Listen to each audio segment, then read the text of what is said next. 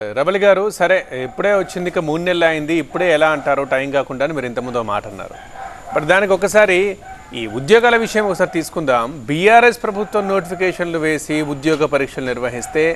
మీరు నియామక పత్రాలు ఇచ్చి అంతా మా గొప్పతనమే అనుకుంటున్నారు మరి దీన్ని మేమేమనాలి అని అంటున్నారు బీఆర్ఎస్ నేతలు దీనికి ఏంటి మీరు ఇచ్చే ఆన్సర్ మీరు పృథ్వీ గారు గతంలో చూడండి ఏదైతే ఉమ్మడి ఆంధ్రప్రదేశ్ ఉన్నప్పుడు కాంగ్రెస్ పార్టీ డిఎస్సి పెడతా అని చెప్పిన గ్రూప్ ఎగ్జామ్స్ పెడతా అని చెప్పిన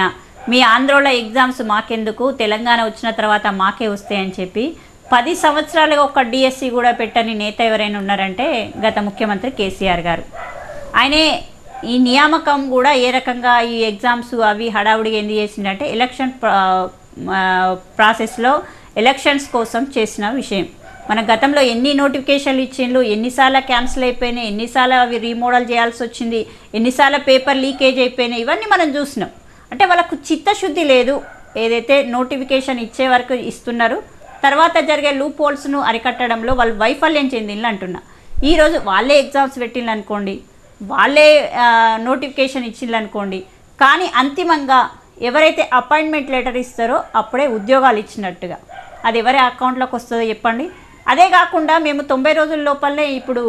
ఏదైతే గ్రూప్ 1, 2, 3, 4 అవి నోటిఫికేషన్లు ఇవ్వడం కానీ డిఎస్సికి 16,062 పోస్టుల నోటిఫికేషన్ ఇవ్వడం కానీ కానిస్టేబుల్ విషయంలో కానీ ఇవన్నీ కూడా అంటే 1 by 1 చేసుకుంటూ వచ్చినాము వాళ్ళు చేసి వదిలిపెట్టిన వాడిని కొనసాగింపుగా అంతిమంగా అపాయింట్మెంట్ లెటర్ ఇస్తేనే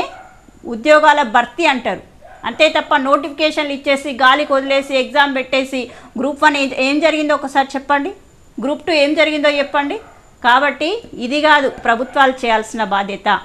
ఎగ్జామ్స్ కంప్లీట్ చేసిన తర్వాత ఎవరైతే క్వాలిఫై అయినలో ఆ ఉత్తీర్ణత సాధించిన వాళ్ళకు అర్హులకు అపాయింట్మెంట్ లెటర్స్ ఇవ్వడం అనేది ప్రభుత్వాల బాధ్యత కాబట్టి ఆ బాధ్యతను మేము నిర్వర్తించినాం 3 ఉద్యోగాలు ఇంట్లోకి వెళ్ళిపోయినాయి కాబట్టి 30,000 మందికి ఈరోజు ఉద్యోగాలు వచ్చినాయని మేము చెప్తున్నాం అదే 3 ఉద్యోగాలు కల్వకుంట్ల కుటుంబంలో ఉంటే ఈ 30,000 మంది ఇట్లా ఎదురు చూసుకుంటూ ఉండేవాళ్ళు ఏదో రకంగా ఉద్యోగాలను క్యాన్సిల్ చేసేవాళ్ళు ఏదో రకంగా అవినీతిమయంతో డబ్బులకో దేనికో అమ్ముడు పోయి అవినీతి అక్రమాలు చేసేవాళ్ళు కాబట్టి ట్రాన్స్పరెంట్గా వాళ్ళు ఎగ్జామ్ పెట్టినవే వాళ్ళు సెలెక్ట్ చేసిన వాళ్ళకే నోటిఫికేషన్లు అంటే మిగతా ప్రక్రియ కంప్లీట్ చేసి అపాయింట్మెంట్ లెటర్లు ఇచ్చినాం మిగతావి కూడా నోటిఫికేషన్స్ ఇచ్చినాం కదా దాంతో ఆగిపోలే కదా గ్రూప్ 1 ఇచ్చినాం 2 ఇచ్చినాం 3 ఇచ్చినాం 4 ఇచ్చినాం డిఎస్సి ఇచ్చినాం ఏదైతే హెడ్ నర్సుల విషయంలో కానీ మెడికల్ హెల్త్ల విషయంలో కానీ ప్రతిదీ కూడా ప్రక్రియ స్టార్ట్ చేస్తున్నాం కదా ఎందుకు బాధపడుతున్నారు వాళ్ళు రైట్ ఒక కాల్